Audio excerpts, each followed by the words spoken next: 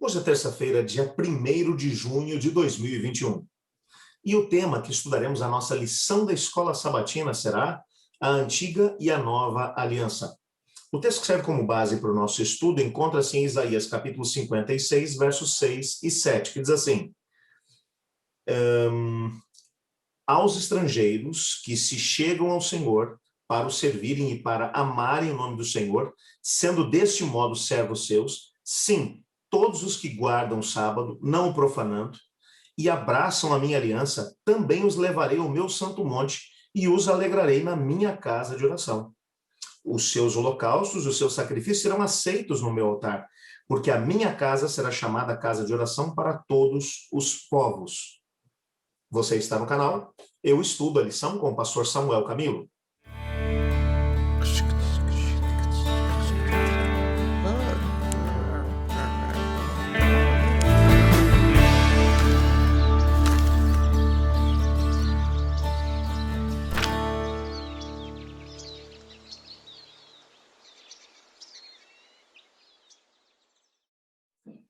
Em Jeremias capítulo 31, verso 33, nos é dito que essa nova aliança que o Senhor Deus faria com o seu povo seria uma aliança feita com a casa de Israel e com a casa de Judá.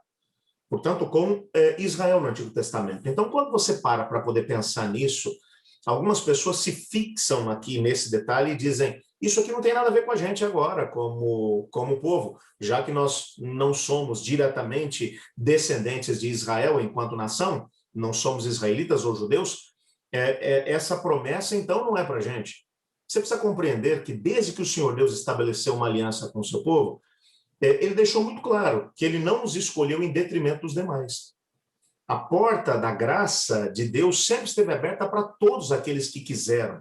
É claro que Deus escolheu Israel enquanto nação, mas como temos mencionado vez após vez aqui nesse canal, o Senhor Deus escolheu Israel por causa das outras nações, para que através de Israel todos tivessem um conhecimento mais apurado de quem é Deus, de qual é o seu propósito para a vida humana, do que é que ele tem organizado, aquilo que ele tem planejado para todas as pessoas que o aceitam, que estabelecem uma ligação de aliança com ele. É claro que lá no tempo do Antigo Testamento, quando uma pessoa, um não-judeu, conhecia Cristo Jesus, o que é que deveria acontecer com esse indivíduo? Ele precisava passar por um rito de iniciação, o que significava que ele fazia parte dessa aliança de Israel enquanto nação. Ele precisava ser circuncidado. Uma vez feita a circuncisão, o indivíduo ele já fazia parte agora da nação de Israel. Ele era agregado à própria nação. Era um prosélito, como é mencionado pelo próprio Jesus Cristo, que era feito pela maior parte das pessoas do seu tempo. Então, essa possibilidade, ela sempre esteve aberta. Esse texto de Isaías, no capítulo 56, versos 6 e 7, alguns teólogos mencionam que já seria uma espécie de antecipação da nova aliança. O Isaías não vai falar diretamente sobre a nova aliança como o Isaías e como o Oséias falaram. Até porque dentro dessa visão do próprio Isaías está falando sobre a época da restauração de todas as coisas. Ele está falando que depois do cativeiro da Babilônia, Deus receberia de volta o seu povo e faria um processo de mudança, de transformação dentro da nação. O que, na verdade, era o plano de Deus para Israel, dentro do contexto da nova aliança. E ele vai deixar claro que todas as ligações de etnia não seriam a coisa mais importante, porque pessoas de todos os povos, ele vai dizer aqui, pessoas que guardassem o seu sábado, que não o profanassem, que abraçassem a sua aliança, ele os levaria para o seu santo monte, eles se alegrariam na casa de oração de Deus, os seus holocaustos, os seus sacrifícios seriam aceitos sobre o altar. E aí ele termina com aquela frase fantástica, porque a minha casa será chamada casa de oração para todos os povos. O propósito de Deus, dentro da nova aliança, independente da etnia, era que as pessoas vivessem como? Nós já vimos ontem. Ontem, na lição de ontem, a gente percebeu um processo de mudança de coração, um processo onde a mente seria renovada. Como? Pela presença do Espírito Santo dentro de nós, então teríamos a oportunidade de ser aquilo que Deus sonhou que fôssemos. Então, nesse processo todo, dentro da nova aliança, as leis de Deus estariam gravadas no coração, mas isso não seria uma exclusividade de Israel enquanto nação. de Judá enquanto nação, mas para todos aqueles que quisessem, todos os que estivessem dispostos a viver os princípios da aliança com Deus, teriam a oportunidade de poder fazê-lo. É interessante que o nosso guia de estudos vai trabalhar aqui essa ideia, vai mostrar isso para a gente, principalmente à luz do Novo Testamento, Romanos capítulo 11, versos 13 a 24, se você quiser ler depois esse texto em casa, ele aparece no nosso guia de estudos.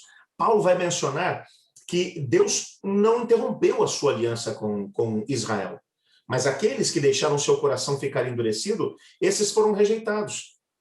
Ele vai mencionar que a igreja de Deus é como um tronco, como uma árvore frondosa. Os galhos que se secaram, que se tornaram endurecidos pela rejeição do plano de Deus, foram quebrados. Muitos judeus rejeitaram a Cristo Jesus, claro que sim. Mas quantos outros o aceitaram? Eu quero te lembrar apenas de alguns deles. Todos os apóstolos eram judeus. O apóstolo Paulo, grande plantador de igrejas entre os gentios, também era judeu.